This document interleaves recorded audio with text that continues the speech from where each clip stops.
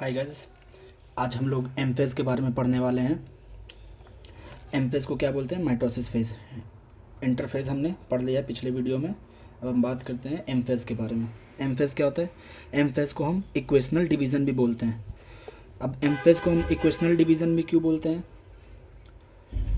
ये एक्चुअली क्या है? एम स्टैंड्स फॉर माइटोसिस, ठीक है। माइटोसिस को हम इक्वेशनल डिवीज़न भी बोलते हैं। क्यों? क्योंकि इस माइटोसिस में हमारी सेल की प्लॉइडी सेम होती है।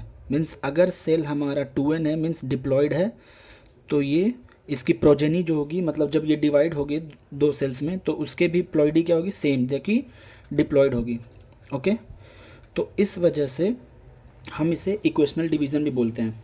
अब हम एम फेज़ को 4 स्टेज में डिवाइड करते हैं। आपको याद होगा, प्रोफेज़ और मेटाफेज़, एनाफेज़ और टीलोफेज़।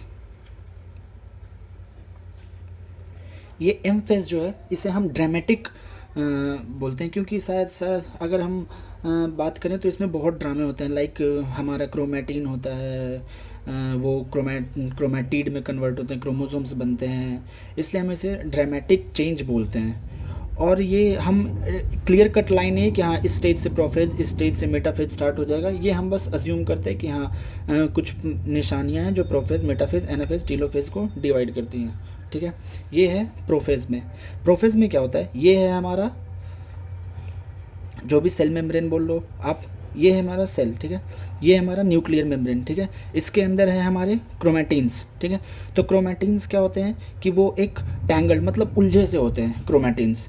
वो क्रोमेटिन्स क्या होते हैं? इनका क्या होता है? प्रोफेज में इनका कंडेंसेशन स्टार्ट होता है, ठीक है। तो ये प्रोफेज का, अगर हम बोलें तो ये प्रोफेज का स्टार्टिंग पॉइंट है, ठीक है। प्रोफेज स्टार्टिंग में क्या होता है? ये कंडेंसेशन स्टार्ट होता है।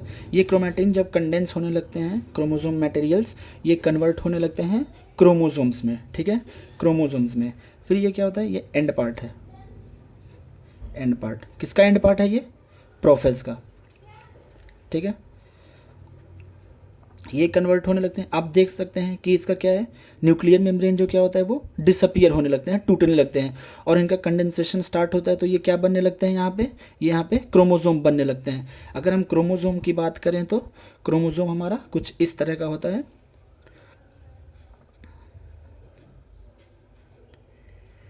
ये है हमारा क्रोमोसोम, ठीक है। क्रोमोसोम में 2 क्रोमेटिड्स होते हैं। ये क्रोमेटिड इस क्रोमेटिड से कनेक्टेड होते हैं, और वो कनेक्शन का नाम क्या होता है? सेंट्रोमियर, ठीक है। सेंट्रोमियर होता है। तो एक क्रोमोसोम में कितने सेंट्रोमियर होंगे?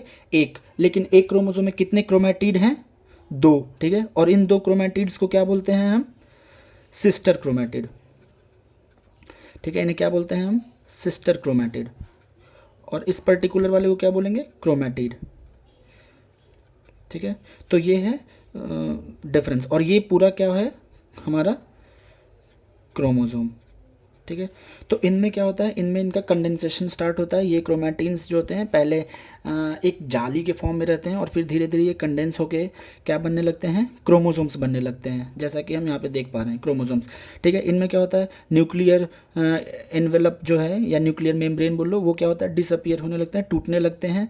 इनमें जितने भी सेल ऑर्गेनल्स, जैसे कि माइटोकॉन्ड्रिया हो गए, या फिर गोल्जी कॉम्प्लेक्स हो गए, या फिर एंडोप्लाज्मिक रेटिकुलम हो रहे हैं, सारे के सारे क्या होने लगते हैं? डिसअपियर होने लगते हैं, ठीक है। एक चीज़ और, जो हमने सेंट्रियोल्स बनाया था, कौन से फेज़ में? अगर आप याद करो तो एस फेज़ में हमने बनाया था। इंटरफेज़ के एस फेज़ में सेंट्रियोल्स का डिवीज़न हो रहा था। वो 2 सेंट्रियोल्स का अपने अपने पोल्स पे जाने लगते हैं, ठीक है। एक सेंट्रियोल्स इस वाले पोल पे चला जाएगा, और एक सेंट्रियोल्स दूसरे वाले पोल पे चला जाएगा। ये हमारा हो गया प्रोफेज़ का कंडीशन। अब हम बात करते हैं मेटाफेज़ के बारे में। ये कौन सा फेज़ है? मेटाफेज़, ठीक है। मेटाफेज़ में क्या होता है? मेटाफेज़ का स्टार्टिंग कैसे बोलेंगे?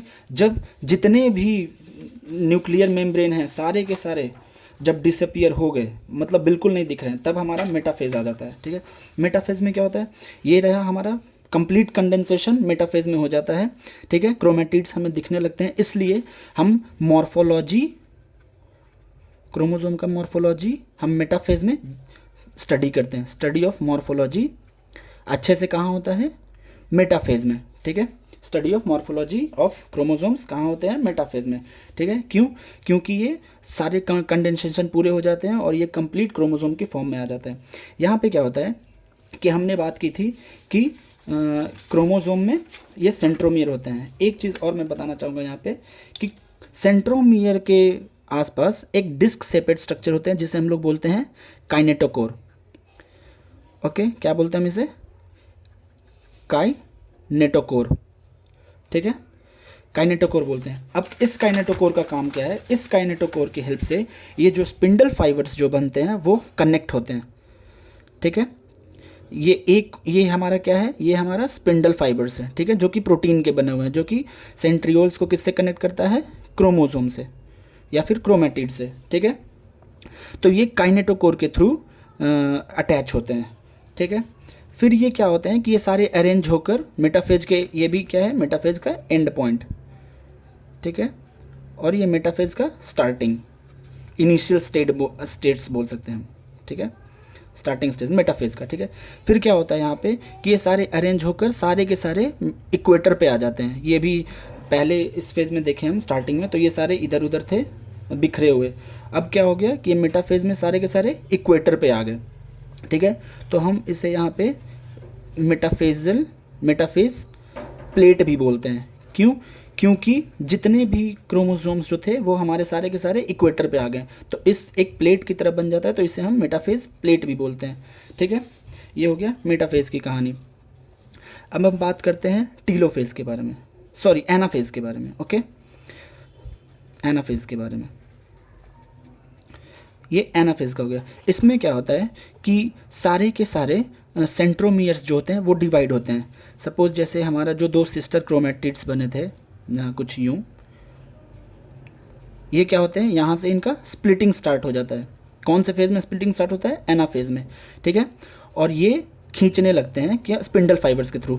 तो ये इधर चले जाएंगे, ये दूसरे पोल पे और ये दूसरे पोल पे। इस कंडीशन में अगर मान लो ये हमारा क्रोमोसोम्स है, तो ये इधर इस पोल पे जाने लगेगा और ये इस पोल पे जाने लगेगा, तो सेंट्रोमियर का स्प्लिट होने लगता है, ठीक है। आपको याद हो स्पिंडल फाइबर से कनेक्टेड कैसे होते हैं? क्रोमोसोम्स का कौन सा पार्ट स्पिंडल फाइबर से कनेक्टेड होता है? काइनेटोकोर के थ्रू कनेक्टेड होते हैं, ठीक है। तो ये स्पिंडल फाइबर्स खींचने लगते हैं, तो ये इधर आने लगते हैं, तो सेंट्रोमियर इनका पोल्स की तरफ रहते हैं और बाकी के दोनों जो ये जो क्रोमेटिड के पार्ट हैं वो सेंटर के तरफ फेस किए हुए रहते हैं, ठीक है। क्योंकि हम अगर हम किसी चीज़ को खींचते हैं तो उनका हाथ आगे रहता है और उनकी पीठ पीछे होती है, ठीक है। तो ये ऐसा ही है, सेंट्रोमियर सेंट्रियोल्स की तरफ रहते हैं और इनके बाकी के दोनों जो पार्ट हैं वो आगे की ओर रहते हैं, ठीक है। ये हो गया हमारा एनाफेज की कहानी, ठीक है। अब हम एनाफेज के बाद बात करते हैं टीलोफेज की। टीलोफेज में क्या होता है? डीकंडेंसेशन स्टार्ट होता है। यहाँ पे न्यूक्लियर एनवेलप वापस से बनने लगते हैं, ठीक है। डीकंडेंसेशन स्टार्ट होने लगता है और यहाँ पे जितने भी क्रोमोसोम्स जो हैं वो अपनी आइडेंटिटी खोने लगते हैं और ये वापस से क्रोमेटिन नेट में कन्वर्ट होने लगते हैं, ठीक है। ये क्रोमेटिन वापस से, और यहाँ पे जितने भी ER हो गए, आपके गोल्जी कॉम्प्लेक्स हो गए, गोल्जी बॉडीज़ हो गए, या फिर और भी राइबोसोम्स हो गए, सारे के सारे रीअपियर हो जाते हैं। डिसअपियर किस फेज़ में होते थे? प्रोफेज में। रीअपियर किस फेज़ में हो रहे हैं? टीलोफेज में, ठीक है। और ये फिर बाद में क्या होगा कि ये सब अपनी आइडेंटिटी खो देंगे, न्यूक्लियर एनवेलप बन जाएंगे, सारे के सारे सेल ऑर्गेनल्स आने लगेंगे और इसके बाद इनकी साइटोकाइनेसिस हो जाएगी। साइटोकाइनेसिस हम नेक्स्ट लेक्चर में कवर करेंगे। अगर कोई डाउट हो या कुछ हो तो आप हमें कमेंट बॉक्स में पूछ सकते हैं।